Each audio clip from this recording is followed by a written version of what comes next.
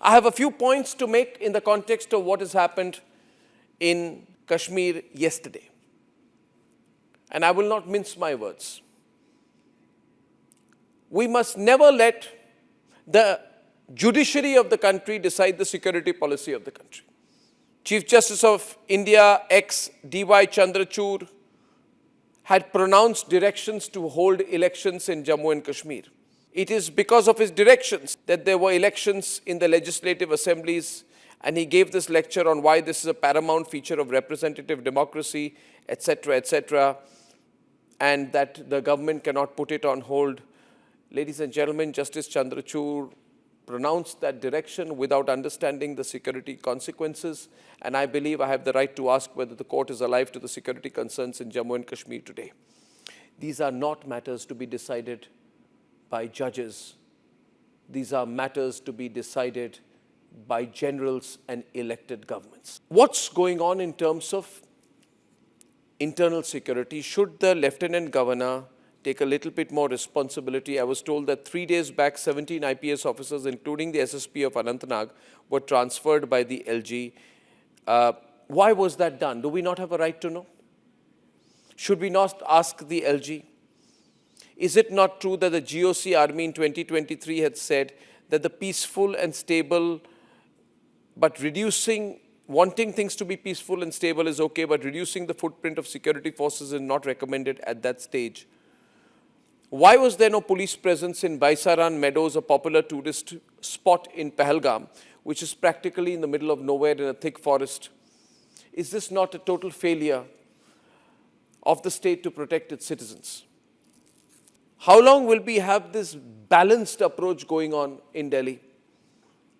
Why can't we take a Donald Trump approach and kick out the anti-nationals, the overground workers, those who provide anti-India, pro-terror, and pro-Pakistan position in the name of intellectual freedom? There is no JNU-like situation in America anymore. Why do we give tickets to terrorists? Why was Rashid Engineer, who was in Delhi's Tihar jail in a terror funding case, allowed to fight the election? Why is he now doing a ruckus in the Jammu and Kashmir Assembly? And why are we funding it? We must ask this question. What have we become? We're either a tough country or a soft country. We cannot become an in-between country. We say we're a tough country. We've got a tough central government. But we let Mehbooba Mufti do what she wants. And we let Rashid Engineer fly in and fly out like a state guest. And we pay his salary. We pay that anti-national salary. Ladies and gentlemen, there's a man who's a member of parliament from Srinagar who should be held responsible and arrested. His name is Aga Syed Rubullah Mehdi. He should be held responsible for these words. This opportunist. He is having some internecine battle with Omar Abdullah, but he is the man who's responsible for the tourists being targeted, because he said that what is happening in Kashmir is not tourism, it's cultural invasion. He was provoking violence against the tourists. A member of parliament in our parliament is provoking violence against tourists. And no, Omar Abdullah, they are not visitors as you wrote in your tweet. They are Indian citizens.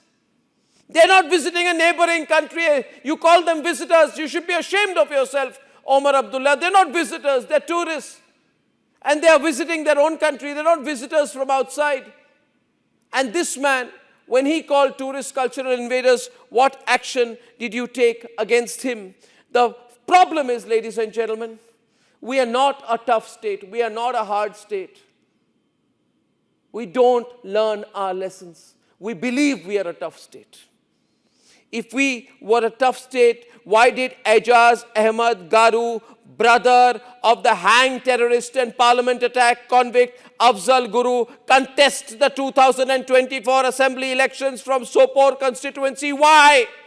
And why do we think, oh, it's such a great thing if Afzal Guru's brother fights an election? It shows what a fantastic democracy we are. No, it shows that we are a soft state. When there are threats to release Amritpal, and when Republic has to scream from the rooftops that this man, a drug dealer, anti-national, attacker of security forces. It's a shame that he's been allowed to fight a Lok Sabha election. It's a greater shame people are thinking that he's going to be back outside to threaten the sovereignty of the country. And yet then nobody says anything. It's only Republic screaming from the rooftops tonight. I remind you tonight, I've said it then and said it now. We have to be a tough state, an uncompromising state. We are not. Let's not fool ourselves. We are a tough state. If we were a tough state, then why would we allow Robert Vadra to take a pro-Pakistan line today? Ladies and gentlemen, he blames the government of India. I'm asking you tonight, how much nonsense, rubbish, malevolent, anti-national talk will we accept from this Vadra Gandhi family? How much? He says the government will talk about Hindutva, and then he says minorities will feel uncomfortable. This will make these kind of organizations feel that Hindus are making a problem. This man is an open anti-national Robert Vadra. He is almost plagiarizing the script of ex-Pakistan Foreign Minister Khwaja. He has said that India is being ruled by a terrorist party, the RSS. He contradicts the terrorism, has no religion claim. He wants to justify the attack. This man is dangerous. Not only is he corrupt, but he's mentally sick, ladies and gentlemen. He says, in our country, we see that this government will talk about Hindutva and minorities will feel uncomfortable and troubled.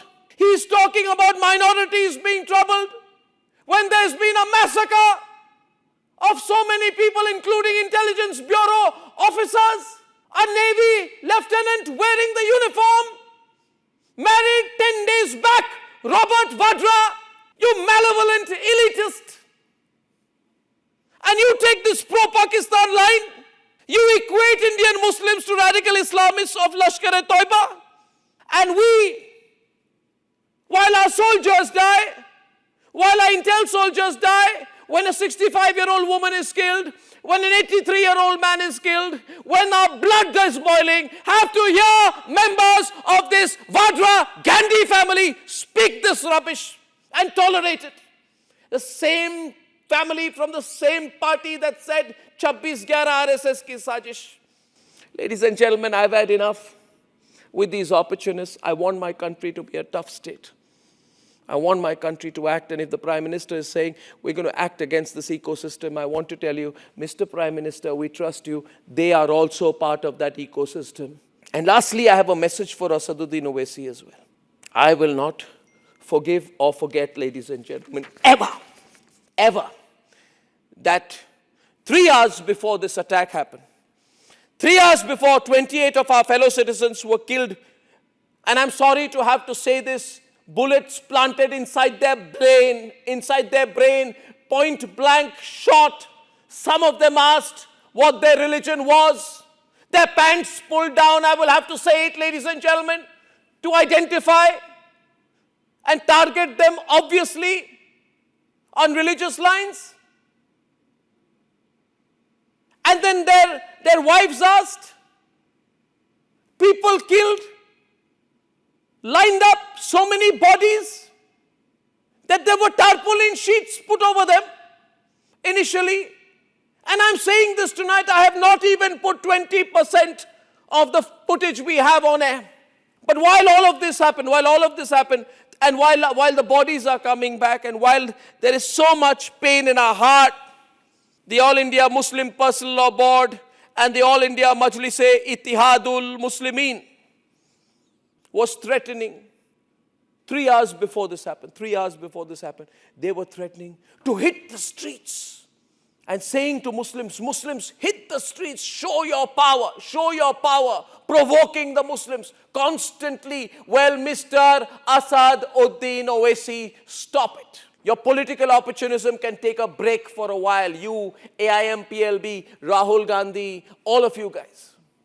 The country is under attack. Our soldiers are going to respond. You can only threaten to provoke Muslims to hit the streets, but you know completely well, OAC, AIM, PLB, Rahul Gandhi, that your actions are going to help Pakistan, because what Pakistan wants to do is to break us from within. That's why Asif Munir took that line anti-Hindu line. He wants a Hindu-Muslim divide. It was deliberate, well-planned, part of a plan. And I tell you, AIMPLB and AIMIM and Congress and SP, do not pretend that you do not have the brains to understand that. Do not say these are two disconnected things. Arnab, let us do our internal politics and let the soldiers fight. Well, the soldiers will fight and they will defend our country with everything they have, like they always have. But the least you can do, owaisi, Rahul Gandhi, Robert Vadra, AIMPLB, the whole lot of you, is stop provoking Muslims to hit the roads. We need to show some unity. And Rahul Gandhi, see the visuals of this young lady and think about what you do. Think of her sacrifice.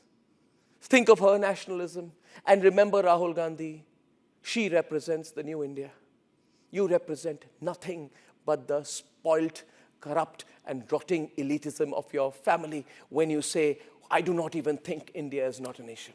He says, India is not a nation. Rahul Gandhi, you said India is not a nation. And nobody will ever forgive you. Your mask is off. Ladies and gentlemen, a lot of people need to be held accountable.